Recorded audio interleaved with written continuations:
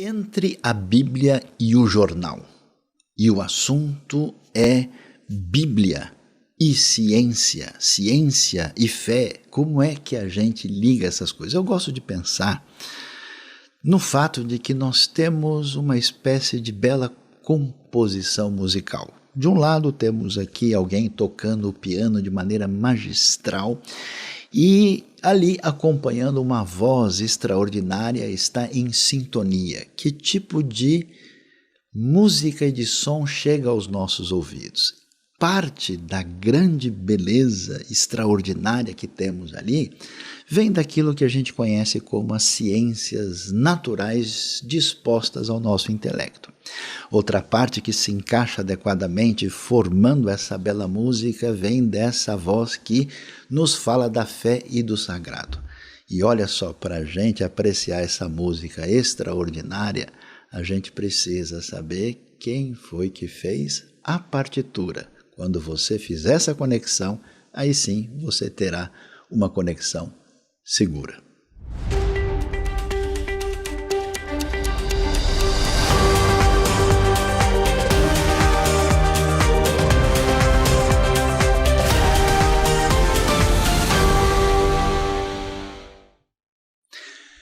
Entre a Bíblia e o jornal, sim, chegou o momento da gente discutir coisa séria e importante, ver a relação que isso tem com a fé, com a nossa conexão com o sagrado, com Deus, com a Escritura.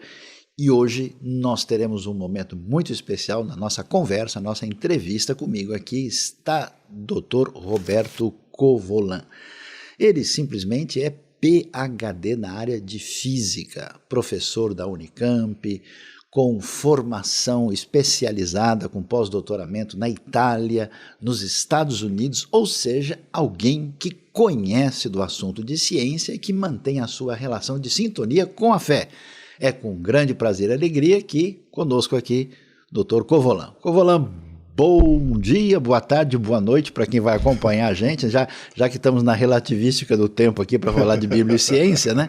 Então, dê o seu cumprimento inicial, quero dizer que é uma grande alegria, um prazer você estar com a gente aqui na Transmundial por esse momento de conexão importante entre a Bíblia e o jornal. Sayão, é uma honra enorme estar aqui com você, falando com você, um grande especialista em Bíblia, muito respeitado, a gente tem um carinho enorme por você. Obrigado. E é um prazer poder falar com a sua audiência, viu? Muito obrigado pelo convite. Então, a gente fala sobre isso, esse assunto, né? Bíblia e ciência, fé e pesquisa acadêmica, e assim, como você também tem a sua trajetória universitária, como eu tive, e a gente tem aquele ambiente, aquele cenário que parece que nós estamos falando de assuntos que estão numa relação de conflito, de oposição, ou pelo menos, né, se a gente lembrar da química aqui, parece que não acontece nenhuma oxirredução, nenhum cálculo estequiométrico, não há nenhuma espécie de equilíbrio da equação. E por que isso, Roberto? O que acontece? A história, Sayão, ela é longa, não é? E tem muitas indas e vindas, muitos meandros. Mas eu acho que um aspecto importante de a gente lembrar-se sempre é do início dessa história, porque nota que a ciência moderna, estou pensando em Newton, em Galileu Galilei, não é? Em Copérnico, aqueles pioneiros que começaram com uma visão de filosofia natural, queria dar início, né, proporcionar ao surgimento da ciência moderna. Esse pessoal todo habitava uma Europa que era totalmente imersa na cultura cristã. E quando você analisa o surgimento da ciência, busca razões pelas quais, historicamente, a ciência moderna surgiu exatamente ali, você vai ver que a contribuição da cultura cristã e da própria igreja cristã foi fundamental para o surgimento da ciência. Claro que há outros fatores, tá certo? Existe um complexo de fatores, mas eu diria o seguinte, que o papel da igreja e da cultura cristã foram determinantes no surgimento da ciência moderna, da maneira como ela se deu, e um aspecto fundamental também que os historiadores da ciência fazem questão de destacar, não é tão somente o surgimento da ciência, mas é a permanência do empreendimento científico. Como é que ao longo do tempo isso se estabeleceu, se consolidou e se institucionalizou? Essas coisas todas têm razões históricas. E a cultura cristã e a igreja cristã foi fundamental para que isso acontecesse. Então, eu diria para você que o desenvolvimento da ciência moderna até, digamos, meados do século XIX, o papel do cristianismo foi fundamental para isso. Foi fundamental. Então, se eu estou entendendo corretamente, você está dizendo para a gente, ao contrário do que muita gente reverbera, né, na perspectiva mais secular, que existe uma relação de sintonia e até de criação de ambiente para que se desenvolvesse a ciência como nós conhecemos. Porque, olhando para o ambiente medieval, você tem, vamos dizer assim, um grande cenário possivelmente promissor na China, até mesmo na Índia, no grande império otomano, né? E é curioso porque a Europa não está tão bem estabelecida do ponto de vista político, né? Muitos países europeus vão surgir nesse cenário. A gente tem o desfecho aí do antigo Império Sacro Romano-Germânico, né? E quais são esses elementos assim de cosmovisão que tem a ver com esse ambiente, digamos, cristão, judaico-cristão, que você acha que você reforça que são propulsores da ciência? Que diferença tem, por exemplo? Olha, um aspecto importante de a gente considerar é que a grande parte das religiões pagãs eram religiões que atribuíam às forças naturais deidades. Não é? Religiões anímicas, religiões que enxergavam por trás dos fenômenos naturais a ação de deuses, ou de gnomos, ou, enfim, de entidades espirituais. E, portanto, digamos, o approach científico seria, de certa forma, um sacrilégio. Não é? Seria um grande problema. Uma invasão do sagrado. Isso, uma invasão do campo sagrado. Não é? Agora, um aspecto que para a gente pode parecer de menor importância, mas que é muito fundamental, é o fato que a teologia cristã de criação estabelece uma clara separação entre Criador e criatura.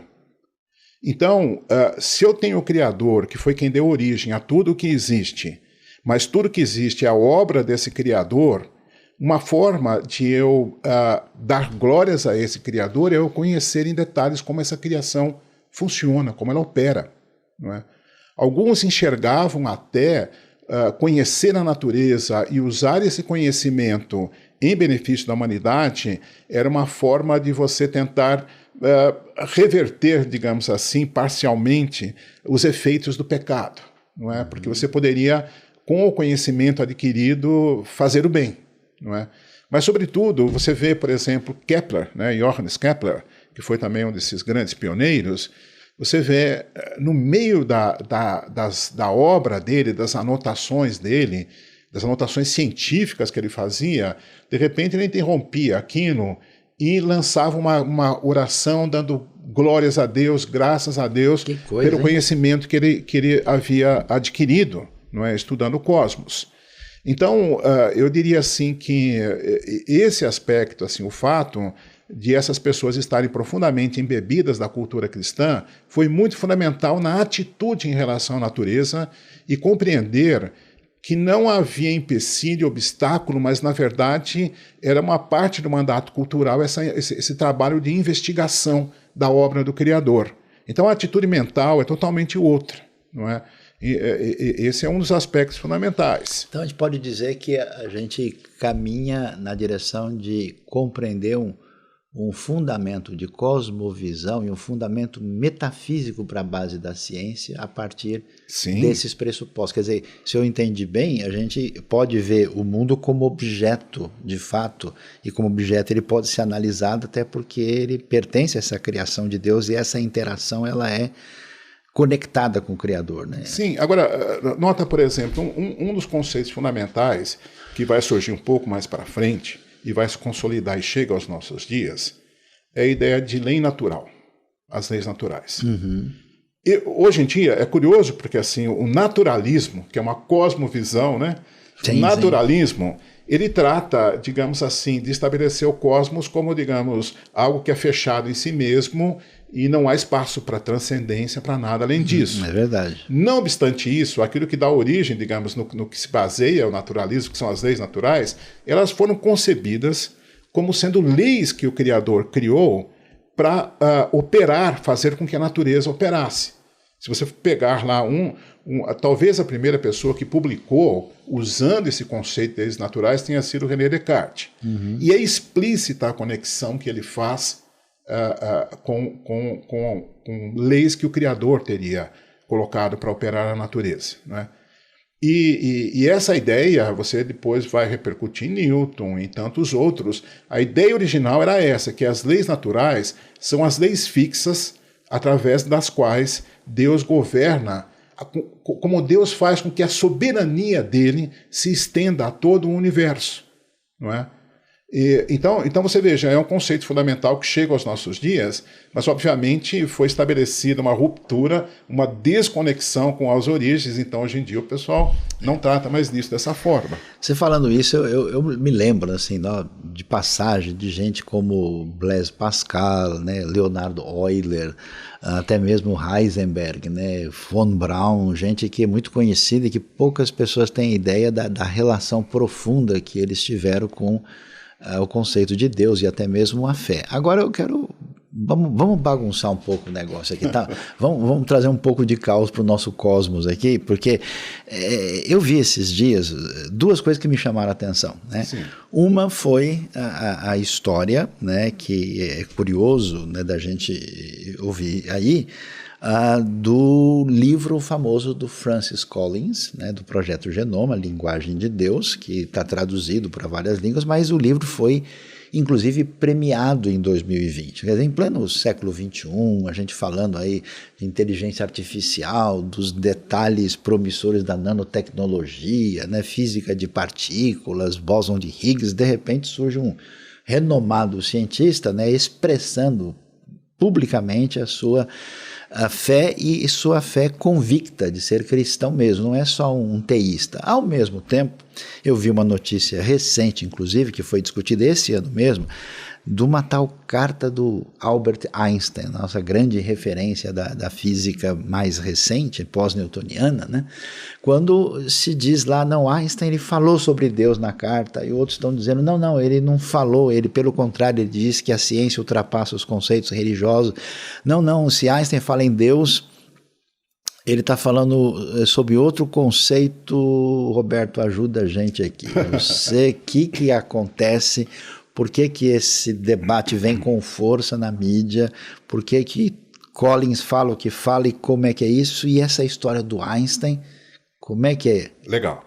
Veja, bom, acho que a gente tem que fazer uma diferenciação aí entre os dois, porque de fato, como você bem colocou, o Francis Collins, ele é um cristão devoto, ele era ateu, tem inclusive uma história de como é que ele chega à conversão através do testemunho de uma paciente dele que estava em estado terminal, não é?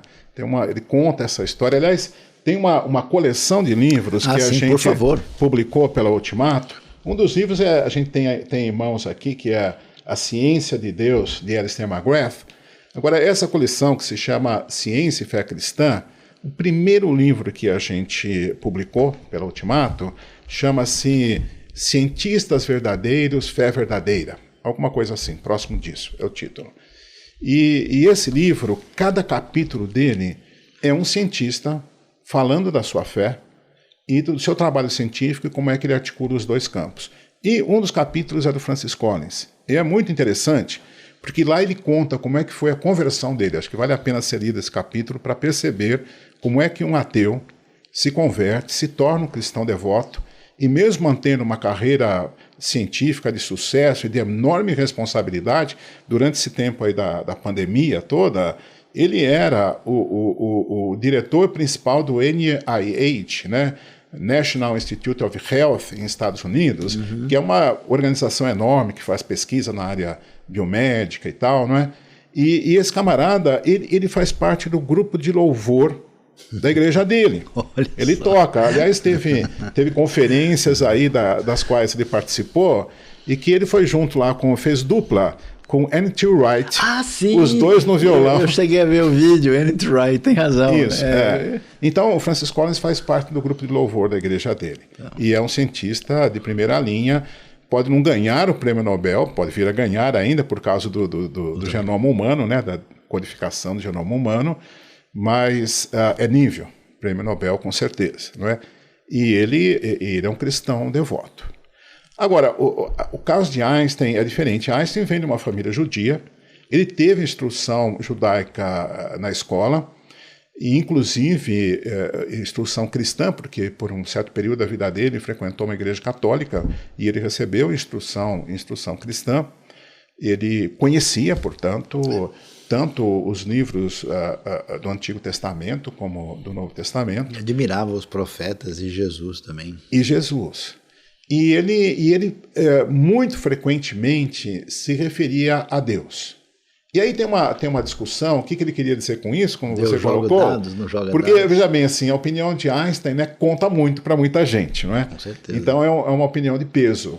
E se ele falava de Deus pensando em Deus mesmo, ou se era, digamos, uma força de expressão, um uso metafórico da expressão, então isso faz diferença, por isso é muito discutido, não é? É interessante, eu inclusive escrevi um artigo sobre isso. A gente tem uma revista chamada Unus Mundus. Unus Mundus é uma revista digital, inteiramente gratuita, está lá na internet, e que trata de assuntos que relacionam ciência, filosofia e teologia. E eu escrevi uma coluna chamada... como é que é mesmo? Acho que é Einstein, o teólogo disfarçado. Teólogo disfarçado? O teólogo disfarçado, porque eu peguei esse título de uma expressão. Agora eu fiquei curioso. Einstein, teólogo, eu não tinha ouvido falar ainda. Tinha então. um conhecido dele, que era um autor de peças teatrais, alguém assim, que ele uma vez ele declarou o seguinte, ele disse que Einstein fala tanto a respeito de Deus que mais ele parece um teólogo disfarçado do que um cientista. Será que é o Brecht? Bertolt Brecht? Não. Não é. Eu não me lembro o nome agora, não é um nome desses mais conhecidos, não é? Mas lá no artigo está lá a citação, com a referência e tudo, né? E de fato é isso, ele frequentemente fazia menção a isso. Eu acho que, digamos assim, o consenso médio a respeito da maneira como Einstein via essas coisas, ou a viu ao longo da sua vida, porque as pessoas também mudam de opinião ao longo da vida, né? É que ele seria o que a gente chamaria hoje de um deísta, com um D de dado na frente. O que é exatamente? Ou seja, essa ideia de que sim, existe... Ele usava muito essa expressão de uma grande inteligência, uma inteligência superior que estava por trás de todas as leis naturais, dos fenômenos naturais que organizava isso tudo. Então, ele próprio chegou a mencionar que a ideia dele de Deus coincidia mais com aquela de Spinoza, Baruch Spinoza. Então, é essa ideia de que, sim, existe um Deus, mas esse Deus deu, digamos assim, o pontapé inicial, o start no universo, e tem um Deus que criou, um Deus que iniciou esse processo todo, mas ele concedeu autonomia a esse universo e ausentou-se dele. Não seria um Deus, então, com quem a gente poderia ter uma relação pessoal. Então, nesse sentido, ele não seria, digamos, um teísta num sentido mais tradicional, quem sabe eu diria, de pensar num Deus pessoal com quem você pode se relacionar. Então, acho que a opinião dominante é que Einstein era um deísta. Mas ele falava muito, e é muito interessante isso, porque você veja, você tem lá o Salmo 19, muitas passagens das Escrituras, né, que falam a respeito de como a natureza anuncia as obras de Deus, não é? E Einstein é um exemplo acabado disso, porque ele percebia isso com grande clareza e ele se manifestava, né, era explícito a respeito disso. Né? Aquela passagem em Romanos 1, em que Paulo fala a respeito dos atributos de Deus que são visíveis, né, na criação e tal. Pronto, Einstein era isso, entendeu? Ele via isso tudo e se manifestava a respeito disso. Embora ele não tivesse uma crença religiosa, ele não fosse, digamos, um religioso no sentido mais usual que a gente conhece, mas certamente ele não era. Aliás, assim, nesse artigo que eu escrevi, Einstein, um teólogo disfarçado, eu cito uma passagem em que ele se revoltava quando as pessoas faziam uso ou atribuíam a ele certas coisas para defender o ateísmo. Interessante. Ele se revoltava com isso, portanto, ele não era ateu, não é? Nunca se colocou como sendo um ateu. E é interessante também, leiam lá o artigo, vocês vão ver o que é que Einstein fala a respeito de Jesus. Tem lá uma frase citação dele. Muito interessante, muito bom você estar com a gente aqui na Bíblia, o Jornal, falando sobre Bíblia e ciência, e conosco aqui Dr. Roberto Covolan, especialista no assunto.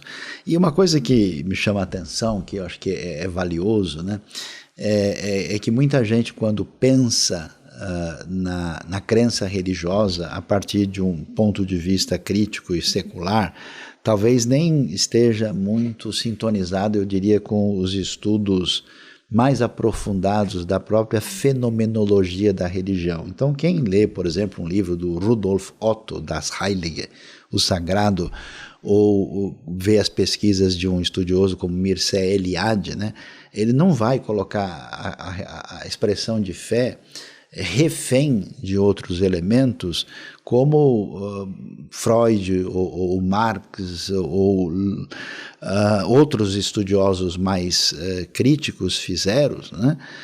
Mas entende a religião como um fenômeno antropológico pertinente à realidade humana. Tanto é que você praticamente não tem experiência antropológica no mundo onde isso é algo fora da realidade, né? Você tem sempre um movimento que, ao meu ver, tem sido de natureza traumática com a religião institucional, que gera toda uma relação de distanciamento e preconceito e aumenta o ruído na conversa entre fé e ciência. Mas a gente estava falando aqui, Covolan, e falamos desses nomes emblemáticos da história, da sua relação com a fé, às vezes até mesmo apaixonado. Eu estava lendo uma coisa do Euler, né, quando ele falava da fé, disse que ele se deliciava, né? Quando eu li os pensamentos de Pascal, eu falei, não acredito que um cara desse perfil escrevia de Cristo de maneira tão apaixonada. Eu pergunto para você, pelo que parece, né, especialmente da época do Iluminismo para cá, né, a gente tem na cultura ocidental um divórcio, um distanciamento maior. Agora, eu acho, não sei, veja se eu estou pensando corretamente, que tem dois caminhos aqui complicados. De um lado, uma boa parte da comunidade da fé passou a lidar com o discurso científico de uma maneira problemática, no sentido de talvez querer defender o seu próprio espaço, e eu diria que nem necessariamente de maneira bíblica, mas a partir da cosmovisão que tinham assumido. E aí então tiveram aquela coisa, não, que a ciência, eu me lembro de alguém falando para mim, é perigoso estudar muito, senão você perde a fé, né? Uhum. E alguém perguntou para mim, você acha que se a pessoa estudar demais ele perde a fé? Eu falo, pode até ser que perca a fé que ele nunca teve, porque isso não faz sentido, né?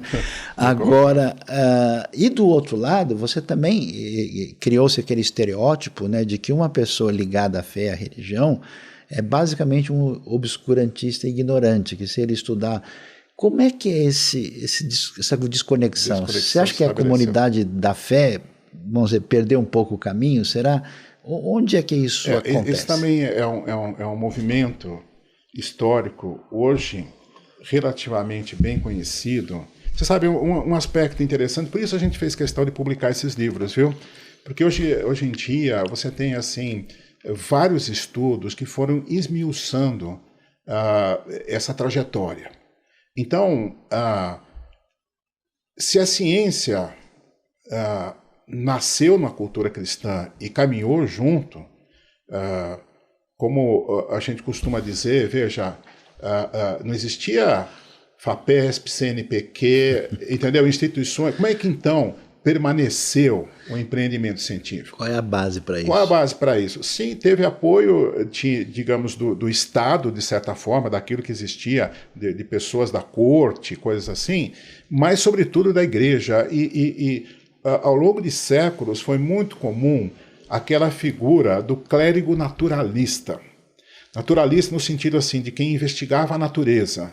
Então, a pessoa tinha, não é, a sua cultura teológica... Tipo Mendel. Tipo Mendel, por exemplo, não é? Então, a ciência se desenvolveu ao longo desse tempo, mas o que aconteceu foi o seguinte: à medida que ela foi se estabelecendo, foram sendo criadas instituições científicas de verdade, até que chega o nome que o nome cientista aparece, né? A quem faz ciência deixa de ser um filósofo da natureza e passa a ser um cientista, não é? Isso é meados do século XIX. Não é? E isso... aí começa a acontecer um movimento de dissociação, e você tem aí, digamos, razões de caráter sociológico, eu diria, porque você tem um corpo de profissionais da ciência que vai se estabelecendo, e que eles não são mais, digamos, esse tipo, digamos, de indivíduo de cultura híbrida, que é um teólogo e um naturalista ao mesmo tempo, mas ele é um profissional da ciência. E ele está interessado e ele se dedica full time à ciência. Então ele entende que a ciência não pode mais ficar na mão do clero, que era o que acontecia. Uhum. Que as instituições, não é? Você veja, tem o aspecto, né, do fomento, da sustentação dessas instituições que nasce, mas aí tem a questão do controle. Então. E aí chega uma certa altura que começa a acontecer essa ruptura, esse caminho para uma ruptura. No meio disso, surge a teoria da evolução de Darwin. Darwin, ele próprio, na história dele, ele tinha uma visão religiosa, uma cosmovisão. Formação teológica. Ele tinha uma formação teológica, inclusive. Não é? É curioso. Que ao longo da vida se transforma, e parece que quando ele morreu, ele já se colocava, a postura dele era mais de um agnóstico. Mas quem investiga isso diz que isso não teve a ver com a ciência de Darwin. Teve a ver com eventos pessoais na vida dele. Parece que a doença da filha dele, o sofrimento dela e depois a morte dela foi algo que fez com que ele rompesse com Deus, digamos assim, e com a aceitação de Deus. Ao passo que a mulher dele continuou sendo sempre devota. Não é? Agora, teve uma pessoa que se apoiou muito nos trabalhos de Darwin, que é o Huxley, Thomas Huxley, sim, chamado Bulldog de Darwin. Exato. Então, o Huxley foi um camarada que, de certa forma, ele representava a ponta de lança, a linha de frente desse movimento de separar as instituições científicas e retirar do controle do clero. Entendi. Isso na era vitoriana. Então, esse movimento foi um movimento muito forte e, de fato, provocou rupturas. Agora, houve também eventos que promoveram essa visão. Tem alguns autores que eram pessoas importantes no meio acadêmico e que, de certa forma, praticaram uma espécie assim de revisionismo histórico. E esses autores escreveram obras que retratavam a relação entre a religião cristã e a ciência como tendo sido de conflito desde o início. E aí pegaram, por exemplo, eventos históricos como o caso Galileu, por exemplo, e carregam aquilo de tinturas míticas, entendeu? De fatos que realmente não aconteceram. Muito além da realidade. Muito além da realidade, não é? A gente tem um livro publicado com a editora Thomas Nelson que fala justamente isso, trata dos mitos, não é? Uhum. Galileu Galilei, porque, enfim, você vê, aconteceu até de um ministro de Estado, que na época era ministro da Educação, e falar que a igreja condenou Galileu e que o pôs na prisão e que o queimou na fogueira. Tudo isso nunca aconteceu. Sim. Entendeu? Então, existe uma visão mítica que se espalha pela sociedade e as pessoas pensam que isso é verdade. Não é. Não é? Então, esses livros que esses autores, pessoas importantes no campo acadêmico, escreveram, eles acabaram sendo republicados e penetraram no século XX e ganharam uma grande aceitação no meio acadêmico. Então, essa visão que veio, não é, esse evento histórico, que veio de meados do século XIX para cá, ele foi, digamos assim, se disseminando. E isso se junta, não é, ao iluminismo, que você menciona muito bem, a esse culto da razão. E essas coisas todas somadas são sempre, enfim, coisas difíceis e complexas, né? Porque existem vários fatores intervenientes, não é? Mas a resultante é que acaba levando para que o mundo acadêmico, dominantemente, se afastasse. Agora, a gente não pode esquecer de um negócio, né? Porque, assim, aqui no Brasil, a gente tem muito essa separação, né? E, sobretudo, as universidades públicas, né? É um ambiente que é visto como hostil, não é? E, em muitos casos, é mesmo, não é? A você colocar questões da fé. Mas se você pega universidades tradicionalíssimas, como Oxford, por exemplo, Cambridge, não é? Você pega, cada uma delas tem lá o seu centro de investigação, não só os seus cursos de teologia, como tem, os seus centros de teologia, como de fato tem, não é? Com um nível de excelência fantástico, como tem também centros de investigação entre ciência e religião. Pois é. Então, lá em Oxford tem o Ian Ramsay Center for Science and Religion, Sim. que era justamente dirigido pelo McGrath até o ano passado. O McGrath, originalmente, ele não é da área de teologia, né? Não. Ele era bioquímico, né? Ele fez até o pós-doutorado dele e ele se converteu enquanto ele estava na universidade. Chegou a uma certa altura que ele começou a ler algumas coisas de filosofia da ciência, começou a ver que, enfim, aquilo que ele pensava a respeito da ciência, na verdade, era um cientificismo. E aí ele começou a ir fundo nas questões e depois começou a perceber também que o cristianismo não era justamente uma visão obscurantista como muitos colocavam e tal, e ele começa a ler os autores certos. Então, mas você falando sobre isso, vamos ver se a gente consegue aqui, né, no nosso Entre a Bíblia e o Jornal, vou chamar assim para a gente caminhar na direção da dança, e como é que a gente vai fazer a dança sem pisar no pé um do outro, né? Porque a gente tem no século XVI esse movimento na direção de uma autonomia maior da razão, né? E parece que há uma visão que enxerga mais a realidade fragmentada do que ter um elemento que possa unir todas as referências.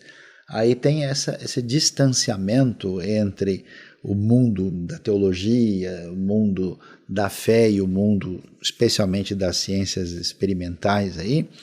E só que quando a gente avança no século XIX e XX, acontece aí uma espécie de fragilização dessa perspectiva muito iluminista, e aí você tem esse mundo caminhando na direção dessa pós-modernidade.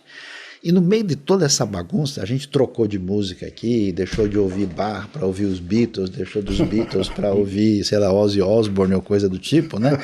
E nesse bagunça tanta, como é que a gente faz? Por exemplo, você sempre falou do Alistair McGrath, me chama a atenção. Eu lembrei de outro nome importante aqui, do Stanley Yack, né? Eu não sei, será que... Porque eu conheço muita gente de ambiente religioso que acha o seguinte, que a teologia deve controlar a ciência. E então a teologia tem limites, até onde ela vai, até onde é inadequado, ou só porque ela é verdade, ela vai decidir se a conta da matemática está certa ou não? Será que o cálculo integral tem que passar pelo livro de Provérbios para ver se ele se aceita ou não? Eu me lembro até que alguém veio conversar comigo um dia e falou que ele acreditava na matemática porque a Bíblia tem base para matemática. Eu falei, como assim? É porque o Senhor acrescentava e diminuíam as águas do dilúvio. Eu falei, mas que argumento estranho, né? Eu falei, como é que alguém pode pensar? Tentei entender isso. E do outro lado, eu vejo pessoas que se apresentam em nome da ciência e que às vezes têm uma cosmovisão do século XVII, XVIII, e parece que nem caminhou na direção de entender um pouquinho mais o desdobramento da epistemologia, né? Até mesmo na física, uma coisa você que é especialista aí nessa área de partículas, você sabe muito bem o que é física quântica, sabe o que é Heisenberg. Então, como é que é isso? Será que a gente pode ser cristão obscurantista e tentar agarrar a ciência para torná-la serva indevida da teologia? Eu acho que tem gente que está fazendo isso. E eu acho que no mundo científico, onde é que está o ponto de equilíbrio? O que é ciência, o que é teologia? O que você recomenda para a nossa galera aí que nesse momento deve estar com o bóson de Higgs do cérebro aí a 1000, né, depois da nossa conversa? Bom, de novo, digamos assim, uma coisa importante é entra em contato com a gente, com Cristãos na Ciência, né? A nossa organização, a Associação Brasileira de Cristãos da Ciência, ela é popularmente conhecida como ABC2. ABC2, tem site, tem o site, redes sociais, tudo. E a gente, olha, tem feito assim, um esforço que a gente tem feito ao longo do tempo é a publicação de livros. Então tem muitos livros interessantes, tocando em temas assim, muito chave, envolvendo história. Tem um livro que foi lançado, Peter Harrison, um dos grandes historiadores da ciência, e ele escreveu um livro publicado nessa coleção aqui da Ultimato, chamado Territórios da Ciência e da Religião. Cara, para você entender como é que o conceito de ciência surgiu e se desenvolveu, e o conceito de religião, como é que ele surgiu e se desenvolveu, e depois a interação entre eles, esse livro é fundamental. Dá para dançar direitinho. Dá para dançar direitinho. Agora, veja, a gente até pulou uma questão que você colocou aí no passado, a questão do iluminismo e o papel da igreja e tal, a igreja ter se fechado para o campo científico, quer dizer assim, de certa forma, historicamente a igreja acabou abandonando um território que era naturalmente seu. Que coisa, hein? Não é? Abandonando um território que era seu. E isso tem a ver justamente com aqueles fatos que eu relatei, né, historicamente, essa ruptura que foi acontecendo, a institucionalização, né, do campo científico, acadêmico e tal, e essa profissionalização e esse distanciamento. E você conhece muito melhor que eu, poderia dar uma grande palestra sobre isso, para falar do que aconteceu no campo religioso, não é? Digamos assim, com uma espécie de reação a influência do iluminismo e ao liberalismo teológico que vem em consequência, como é que esses movimentos pietistas acabam ganhando força, ganhando dimensão, e como é que isso, digamos, entra no campo teológico, e depois, já no começo do século XX, o movimento dos fundamentalistas nos Estados Unidos, as obras que eles publicaram e tal, como é que isso acaba levando grande parte da igreja a, digamos, se fechar mesmo e a se isolar, não é? Então, de certa forma, esse trabalho que a gente faz, a ABC2 faz, o que a gente pensa, o que a gente tem em mente, é justamente fazer uma aproximação entre esses dois campos que sempre estiveram juntos no passado. Porque, digamos, a nossa compreensão é que, historicamente, pode ter havido pontualmente algumas situações de conflito. Mas isso está longe de significar que tenha que ser assim e que tenha sido sempre assim. Na verdade, a posição que a gente defende é a posição de diálogo entre esses dois campos. E quando a gente fala diálogo, não é só assim diálogo entre pessoas e um diálogo respeitoso, mas é um diálogo intelectual entre essas duas esferas, respeitando as suas próprias especificidades, a soberania que cada uma tem no seu próprio campo, mas buscando uma interação. Porque se você pensar direito a respeito do assunto, você vai ver que a teologia e a ciência, elas podem funcionar muito bem de maneira complementar. Agora, talvez eu precise fazer aqui uma pequena observação, um parentezinho, para dizer o seguinte. Claro que do ponto de vista da relação com Deus, não é? De como cada pessoa ou como uma comunidade se relaciona com Deus, a norma de referência é a Bíblia e é a teologia que decorre dela. É essa a norma de referência. Agora, quando você olha a partir de uma perspectiva mais ampla e pensa assim, mas como é que eu compreendo a realidade como um todo? Quem é que pode dizer para mim o que é verdadeiro ou não verdadeiro nessa realidade que me cerca? Ora, a ciência tem coisas a dizer a respeito da realidade. Mas as coisas que ela tem para dizer são coisas assim, que de certa forma, delimitadas por um certo campo e uma forma de atuação, uma metodologia específica que tem os seus limites. Uhum. E justamente a teologia ela vai conseguir explorar outros campos para os quais a ciência não tem respostas. O significado existencial da realidade não passa pelo laboratório. Você sabe, eu gosto muito de uma frase de um rabino, era um rabino-chefe da Inglaterra até uns anos atrás, ele é falecido agora. Jonathan Sacks? Exatamente ele. É extraordinário ele. Extraordinário. E tem uma frase dele, que ele colocou num livro ali, em que ele diz o seguinte: a ciência separa as coisas para ver como elas funcionam. A religião coloca as coisas juntas para ver o que elas significam. Exatamente, excelente. Não é? Ele era PhD em filosofia, além de toda a sua formação rabínica e bíblica excelente. Então, essa visão assim de complementaridade que eu acho que é a visão mais saudável. Isso não significa que não possa haver, como eu apontei, problemas pontuais. E você tem que olhar esses problemas com toda a seriedade e compreender com uma boa dose de humildade que a gente muito provavelmente não vai encontrar respostas para todas as perguntas que a gente levanta nesse campo. Eu acho que uma coisa que o pessoal às vezes esquece é o seguinte, que quando você fala em teologia ou discurso religioso oficial, você não está falando diretamente da Bíblia, você está falando da leitura, né, do corte hermenêutico de uma época, de um teólogo, de um pensador, de uma tradição, que ao ler o texto entendeu certas coisas e ressaltou alguns aspectos. E a mesma coisa quando você tem análise científica ou científico-filosófica do mundo, você tem o papel do cientista, do intérprete. Então você tem os dois discursos. Esses discursos às vezes saem aí um pouquinho de atrito, um pouquinho de raio, mas eles são, vamos dizer, a tentativa de conversa das narrativas, né? Exatamente. Aí a gente tem que ser um pouquinho, acho que eu gostei muito dessa frase, tem que ser um pouquinho mais humilde, a gente não está com essa bola toda assim. Não está. Quer dizer, existem mistérios que eu acho que muito certamente permanecerão como mistérios. A gente não vai... Agora, cabe a nós o trabalho de investigação séria, procurando entender. Mas sabe uma coisa que eu acho? É que assim, eu vejo que pelo menos assim, tem muita coisa que é da alçada da ciência, que no final das contas, do ponto de vista da ação direta, a teologia, a exegese, o estudo bíblico não tem a ver com isso. Eu não vou fazer uma análise bioquímica e vou procurar versículo em Jó para ver o que isso significa, que isso metodologicamente é inadequado.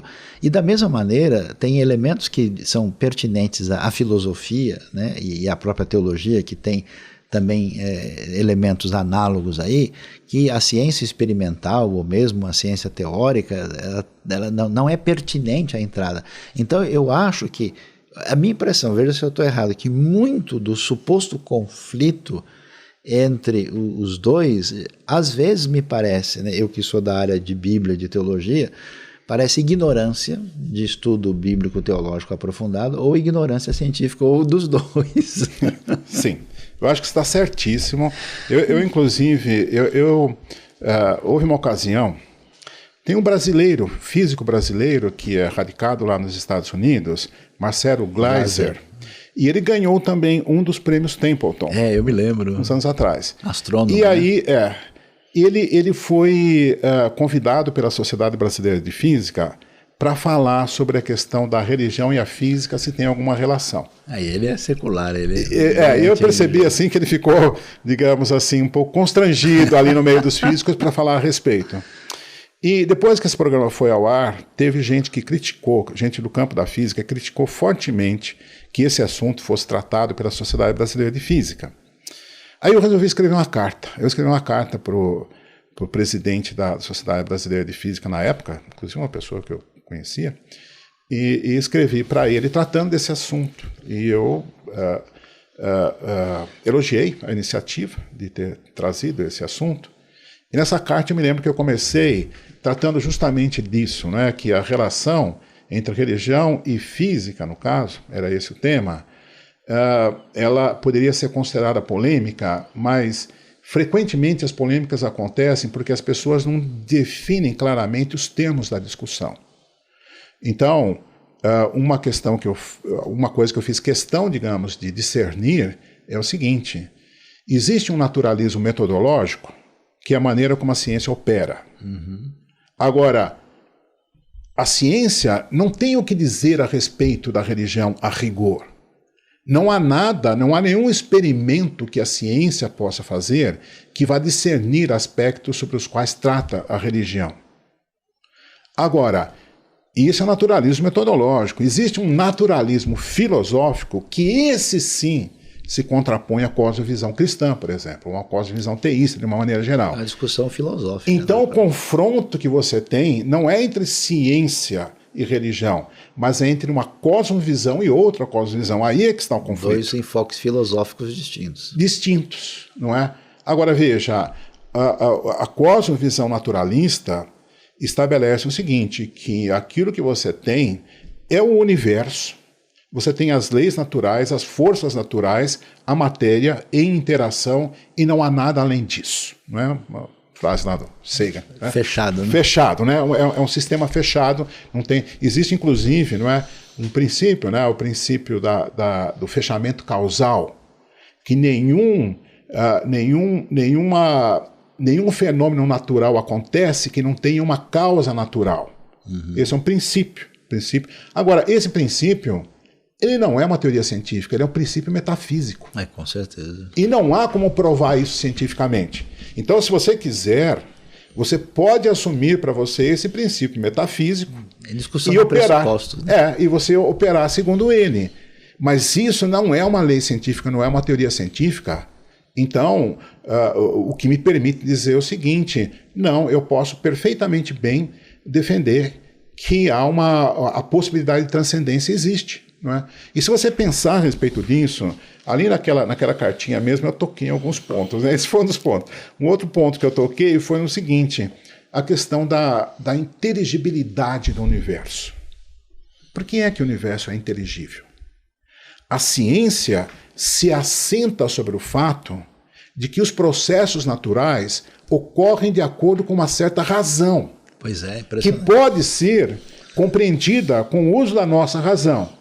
Agora a pergunta é a seguinte, como é que essa razão, que supera a nossa, como é que ela foi parar lá? Por que é que o universo opera racionalmente? Não é? Eu até brinquei, eu escrevi uma frase ali, queridos, E igual a mc ao quadrado, a famosa fórmula de Einstein, né? Eu falei, E igual a mc quadrado, ontem, hoje, sempre, muito antes de Einstein. Como é que a natureza sabia disso? Que coisa, hein? Entendeu? Então você veja, quando você para e começa a pensar nesses aspectos, você vê que a ciência opera sobre bases que ela não tem como explicar. Ela pressupõe isso. Ela toma isso como um dado, que a natureza opera racionalmente. Mas por que a natureza opera racionalmente? Isso não é uma pergunta científica. O Einstein ia dizer que Deus não joga dados para lidar com essa questão. Mas você sabe que Einstein se manifestou explicitamente a respeito disso, e ele falou que a inteligibilidade do universo é um dos maiores mistérios, que não há como entender isso. A questão não é estar lá, é a gente ter a sintonia com a nossa capacidade de estabelecer a harmonia a partir da razão. Isso é um negócio impressionante. Deixa eu citar um outro cara que eu gosto de citar também, que é o Eugene Wigner, Sim. que foi ganhador do Prêmio Nobel também e tal, e tem um artigo famoso dele que ele trata a respeito da matemática, da aplicabilidade da matemática, que é praticamente assim um mistério, como a matemática é aplicável ao estudo do universo, das leis naturais. Todo mundo acha isso muito natural, toma isso como um dado. Mas a questão é que a matemática é algo que é concebido por um intelecto. Não é? Você precisa da razão. É uma abstração. É uma abstração. Como é que isso está? O universo está impregnado disso. Os pitagóricos que o digam. Né? Os pitagóricos que o digam. Galileu disse, né? Galileu disse que foi a linguagem que Deus escolheu, né? Então é curioso porque esse Eugene Wigner, nesse artigo, ele fala assim, não é nada natural que existam leis naturais. Essa frase é poderosíssima. E você está falando com um cara que é um prêmio Nobel de Física, entendeu? Então, é importante prestar atenção a esses detalhes. O pessoal, digamos, varre um pouquinho para baixo do tapete isso, mas muitos físicos puseram o dedo, físicos importantes, puseram o dedo nessas questões. Bom, Covolan, nós já estamos aqui chegando quase ao final. Eu vou pedir até para você fazer um último comentário aí. Muito obrigado pela sua presença aqui. Entre a Bíblia e o Jornal, falando de fé e ciência, Bíblia e pesquisa científica. É uma coisa interessante. A gente, olhando o panorama histórico assim, da Europa, a gente vê um cenário muito promissor, assim, na Grécia Antiga, né? Depois isso está presente no sul da Europa, né? Na realidade da latinidade, né? No Império Romano e seus desdobramentos. E, de repente, a partir do século XVI, a gente vai ter uma mudança de cenário. Parece que a ampliação do horizonte científico ele se desloca mais para a Europa Central e do Norte. A gente mencionou vários nomes, a maioria dos nomes que a gente menciona, ou vem de um contexto alemão, ou vem de um contexto anglo-saxão. Curiosamente, são exatamente os ambientes que se abriram mais para o impacto direto da Bíblia em função da reforma na sua construção de sociedade contemporânea, né? Esses dias, por curiosidade, eu peguei lá a lista de prêmio Nobel de Física, de Química, de Ciências, assim, você vê que tipo 80% é desse ambiente sob uma influência maior do contexto de cultura que bebeu dos paradigmas da reforma. E mais ainda do que isso, é curioso ver a quantidade de judeus, que são um povo pequeno, minoritário, mas que eu posso dizer assim, bebe da mesma fonte. Então diga para mim, na sua opinião, você acha que esse ambiente que trouxe uma relação, vamos dizer, menos mediada, né, por outros elementos, na conexão com as escrituras, com uma teologia raiz, isso foi um elemento propulsor para essa liberdade acadêmica e construção de ciência, ou será que eu estou viajando muito aqui? Não está viajando, não. Em particular, em relação à reforma, eu citaria aquele mesmo filósofo, historiador que citei há pouco, Peter Harrison, que ele defende uma tese mesmo, digamos que a reforma protestante ela acontece mais ou menos em paralelo com a chamada Revolução Científica, não é? E não foram poucos os autores da época que defendiam uma ideia de que, da mesma forma como acontecia uma reforma no pensamento teológico, na interpretação das escrituras e tal, deveria acontecer e estava acontecendo uma reforma paralela na visão da natureza, na filosofia natural, que veio resultar naquilo que era a ciência. Então, tem autores que fazem, de fato, um paralelismo, não é? Não dá, digamos assim, dizer que a Revolução Científica é resultado, digamos, da reforma, porque, não obstante você tenha tido muita contribuição, digamos, de pessoas do campo reformado que deram contribuições importantes para o campo científico, também você teve do campo católico. Sim, não é? Sim.